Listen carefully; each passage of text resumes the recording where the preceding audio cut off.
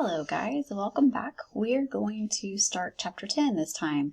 And this video, really short and simple, I promise. It's just over African societies and kingdoms 1000 BCE to 1500 CE. That was a huge time period, right? And I say it's very quick and brief because remember, this is just a survey course, so we're just kind of going to hit the highlights talking about some of these African societies and kingdoms during this time. So just like all the other chapters, this one has certain sections, certain topics that we're going to talk about. And the topics for this chapter are the land and the peoples of Africa, early African societies, the trans-Saharan trade, and African kingdoms and empires 800 to 1500. See if I can get this going for us though. There we go. So we're going to start out, we're going to talk about, the land and the people of Africa.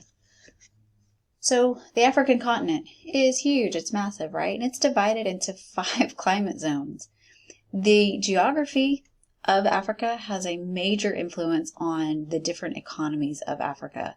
One region was conducive for hunting. One region was conducive for herding. Another region was better suited for agriculture. Africa's people and their cultures are as diverse, as their continent's topography.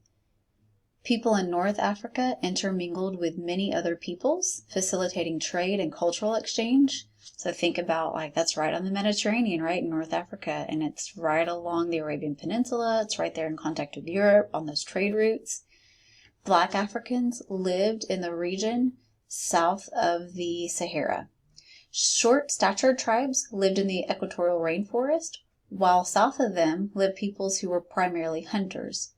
The northern parts of Africa had multiple contacts with Asia and Europe. Groups living on the coast or along trade routes had the greatest opportunity to contact outside groups and engage in trade. Many Spanish Muslims and Jews lived in North Africa after being expelled from Spain or other parts of Europe. Egypt is probably the most diverse of the northern African nations located on the African continent. Egypt, however, has been more involved in the Mediterranean world than the African world. So you can see here, this all the different regions of Africa. So we're talking about Egypt, remember the Nile right here, and just because of its location and the trade coming in and out, and also Egypt trying to expand itself, that's probably why it was more diverse and had more contact with other groups. Do you want to go back? Because I don't think I was done with that slide quite yet.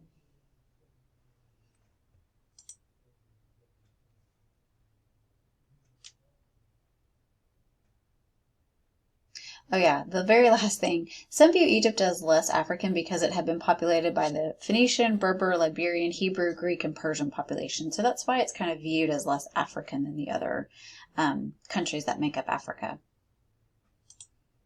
Also, just look at the different climates, the different zones that it was talking about. At the top there, you have desert.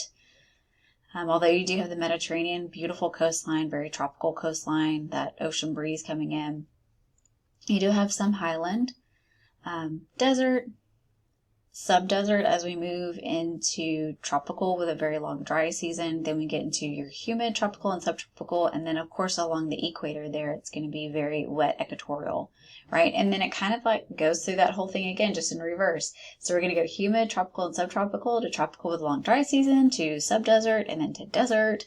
And then kind of the Mediterranean, although the Cape of Good Hope is not along the Mediterranean, it's still along that coastline. It kind of has the same feel, the same vibe of climate as you do in the Mediterranean. Okay, let's talk about early African societies. Agriculture and its impact. So agriculture began early in Africa. Makes sense.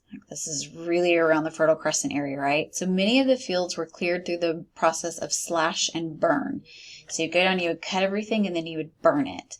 Most Africans developed a sedentary life of constructed villages. So sedentary means we're not hunting and gathering. We're staying in one spot, right? And they constructed villages, cleared fields. They used crop rotation process to increase production yields. Crop rotation, if you're not familiar with that, most early societies do this. You let your soil rest, or you don't grow the same types of crops on that soil year after year to let the nutrients really revive itself over time. And it's better for your soil if you do that, if you let it rest for a season and then you plant the next season kind of thing. Early African societies made use of ironworking, possibly learned from contacts with the Phoenicians who brought it over. Bantu migrations, this is very important, just the Bantu themselves. So isolated in the interior of the African continent, the Bantu speakers did not write down their language. Few written sources from their ancient ancestors survive. And I want to show you this. I'm going to come back to this slide and keep talking. I want to show you where we're talking about. So this is their homeland there in the red, and then you can see the orange arrows, kind of where they spread out through trade, through conquering, kind of migrating out of that area. But it's a kind of a root language that's used in these parts of Africa. Let's go back and keep talking about them though. So the Bantu tribes consisted of numerous groups of people and their languages. You have the Zulu, the Sutu, and the Tswana. Those are the southern Bantu languages. Bantu tribes use iron weapons that helped when they're hunting and also fighting as they moved into different parts of Africa. Rapid population growth led the Bantu-speaking people south in search of space, right? Just looking for places where they can spread out more. It's becoming too populated. Again, just to give you an idea of where they're spreading to. So, life in the kingdoms of the Western Sudan, and this is from about 1000 BCE to 800 CE. The people of Western Sudan settled down from a nomadic way of life to begin agricultural production. Many of the families and clans were related and lived together in small villages or city-states. The Sudanese king and government system may have developed from religious leaders and priests. Religious practices in Sudan were basically animistic and polytheistic. Most African religions recognize the ancestor spirits as influential when dealing with the gods. The spread of Islam also established a religious divide between North and South Sudan. Northern Muslim population seized control of the southern region of the trans-Saharan trade. The Berbers of North Africa is another group. The Berbers established trade routes between the Mediterranean coastal regions and the interior of the Sudan. Don't worry, there's a map. The Tuareg Berbers were located in the desert uplands and raided the caravan routes as a way of income. Large numbers of merchants would cross the deserts together to protect each other from those raiders. Sandstorms could be just as dangerous, with reports of camels and drivers being buried alive in wind-driven sand. West African slaves were transported on the Berber routes to be sold to Muslim traders and then transported to the Middle East. If you've never been in a sandstorm, they're scary. Go out to West Texas, go towards Abilene, go towards Lubbock. You'll experience it. I mean, it's complete blackout. They're very scary, especially if it's your first time. East Texas girl moving out to Abilene and experiencing her first sandstorm. I did not know what was going on when the sky turned black. I thought it was the end of the world. So reports of those, it's a dangerous lifestyle being on these trade routes and being a merchant on these trade routes. Here you can see the trade, though. Talk about Ghana and Mali. But the trans-Saharan trade route is there at the north. It's in purple. And then, of course, you have the coastal trade routes, too, are there in blue to match the ocean.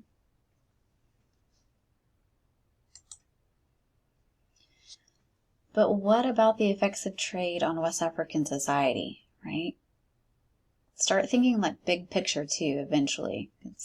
So we have trade stimulated gold mining. Africa was well known for their gold and for their wealth in gold. Labor in the mine included both men and women. The gold usually went to Egypt, where it was shipped down the Red Sea and out to India. The gold trade inflamed the desire for slave labor. Slaves worked the gold and salt mine throughout West Africa. Slaves were always in demand due to high death rate, manumissions, setting them free, and also you could get out of slavery if you converted to Islam. If you were in a Muslim country, right, and you were not Muslim, but you decided to convert, then that would mean because You don't enslave other Muslims, so they would set them free. So those Islamic conversions, that's why, so you got death rate, slaves are dying, you've got them being set free, and then also if they convert to Islam, they're set free.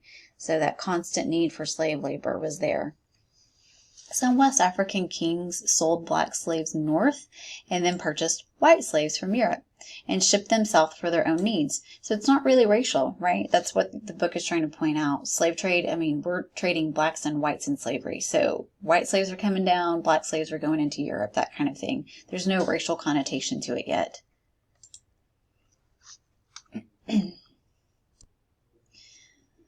So we're going to talk a little bit about the spread of Islam in Africa. Conversion to Islam in West Africa presented to the people a rich and sophisticated culture, much different than their own.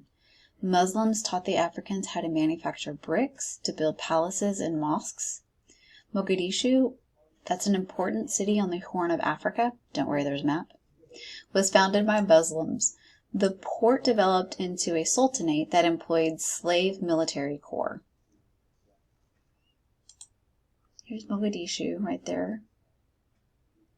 So the spread of Islam, right, coming out from its birthplace, spreading these dark blue arrows, you can see spreading along the Mediterranean, spreading along the Sahara, and then also down the Red Sea and into these other parts.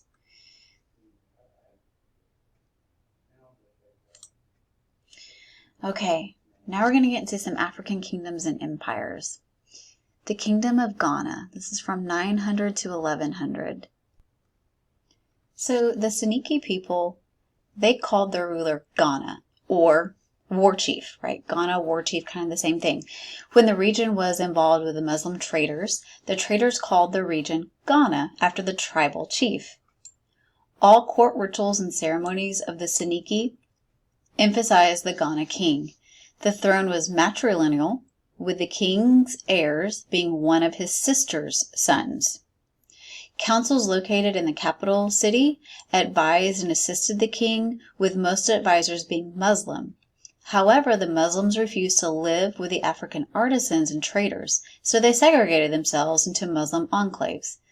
Wealth was accumulated through duties and customs of the goods traded on the routes. Salt was the largest commodity imported, and the royal treasury held the monopoly on the gold trade. Questions still really surround the issues of Ghana's decline. One theory is that another tribe infiltrated the Ghana kingdom. Others believe the Berbers of North Africa invaded and destroyed the Ghana kingdom. Let's talk about the Kingdom of Mali. This is from 1200 to 1450. So the Mali kingdom had strong agricultural and commercial advantages. Another advantage was that the Mali had two rulers. One is really famous ruler. His name is Mansa Musa. And the other one is Sundiata. And they combined military success with their very creative personalities, easily win people over with their personalities. The Mali kingdom was blessed with a large harvest and a plentiful supply of food, and this encouraged population growth, which in turn benefited the society in general. Mansa Musa fought off all attackers and checked every rebellion. He kept strict control of the trade routes. For Mali, the trade routes brought in wealth. He also became a devout Muslim, and through the Mandiki remained faithful to their ancestral animism, Islam began encroaching into the Mali kingdom. Religious trips and pilgrimages undertaken by Musa helped to spread a more advanced ability throughout the Mali kingdom. New mosques were built in the city of Timbuktu. The Songhai succeeded the Mali kingdom and included not only the Mali, but also the old kingdom of Ghana. Don't worry, there's a map. So here we have the territory of Mali and its expansion between 1200 and 1450. Here's Timbuktu that we just talked about. It's a real place. Kind of cool, huh? Also, this is a mosque that's built in this area. You can see it looks, it looks like if you just barely blow on it, it'll fall over, right? It looks like a sandcastle. It's beautiful, though. All right, let's talk about the about Ethiopia and the Christian kingdom of Aksum. So Christian missionaries traveled up the Nile into Upper Egypt and converted the Nubian kings. The Christian influence then spread into Ethiopia. The kingdom of Aksum was a large trading state in northwestern Ethiopia, and products from Africa's interior were shipped through the Ethiopian ports. The commercial prosperity, though, it was weakened by Islam's expansion into northern Ethiopia and its competition for control of the Red Sea trade. Environmental factors may have also contributed to its decline. The Christian population in Ethiopia was Coptic Christian, and the Coptic faith stemmed from the Eastern Orthodox Church, and it originated in Egypt. Because of the Christian influences, Ethiopia was the first Black African society to have written documents that could be studied to gain a historical perspective of the population. Ethiopian society included widely scattered farms with a centrally located church. Monogamy was practiced by the general population, right? One spouse. The wealthy and the king might have had more than one wife, however. Texts and oral histories were combined from Jewish, Christian, and Islamic backgrounds to create the Ethiopian epic, which is known as Kebra Nagas. And the work documented a long line of rulers that dated back to the Hebrew king Solomon and his relationship with the Ethiopian queen. She's better known as Queen Sheba. Keep in mind, she is a Black queen. There are also, in your book, there should be a picture, like a depiction of her, and you can tell her skin tone because she's the only Black person in that artwork. But this epic, it identified the son of King Solomon, and Makeda, through trickery, stole the Ark of the Covenant for safekeeping and to avenge for his mother's shame. According to the Ethiopians, God had given the legal covenant to Ethiopia, Israel's successor. Ethiopia was connected to the mystical figure of Prester John, and Christians believed that a huge man lived on the African continent and would assist in their war against Islam.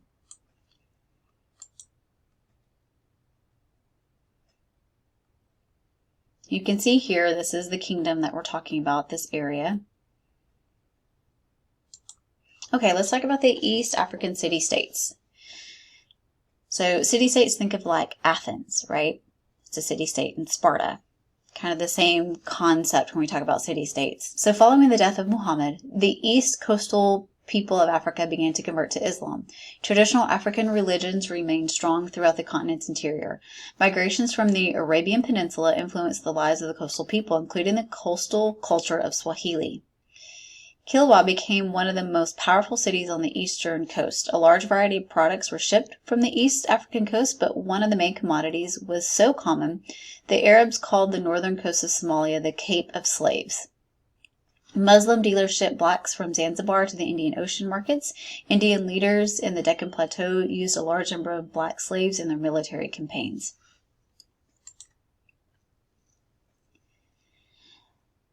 Southern Africa and Great Zimbabwe. So South Africa was rich with natural resources, and those included gold, copper, diamonds, platinum, and uranium. The gold was panned and then shipped up the eastern coast, and this created an economic increase for Great Zimbabwe. Unfortunately, Great Zimbabwe later would decline due to agricultural exhaustion and too large of a population to support it once the agriculture was gone. So what I'm going to show you next are a series of ancient ruins. These ruins are mentioned like in the last 3 paragraphs of this chapter, and these were discovered by a German explorer, and this is the ruined city of Great Zimbabwe, which, hang on, let me get to the pictures for you so we can see what I'm talking about here. But these are the ruins. This is known as the Great Enclosure. Excuse me. And there's a little video I'm going to try to find and include that talks about the Great Enclosure and kind of its significance, especially in African history. Here, I mean, you can see just the detail of each of these bricks that was laid. This is inside the Great Enclosure, just the masonry work that went into building this. You know, these narrow passageways. And then here, this is a soapstone. It's a bird made out of soapstone. So you can tell, you know, very artistic people very well made. I mean, this thing's lasted for centuries at this point, and I know it's in ruins, but still. And this is looking up, so you can see the great enclosure down here below, and then this is looking up. This is the hill complex, another structure that was built on top of the hill. This chapter really doesn't do the justice that Africa deserves. You'll notice like most of these chapters really don't. We just get like a very brief window view into some of these societies and what's going on. But just, I think what I want you to walk away with and what the book is kind of wanting you to walk away with is because Africa is so large, it's so diverse. And sometimes we overlook Africa in the grand picture, in the grand scheme of things, because we think of it as a continent of slaves.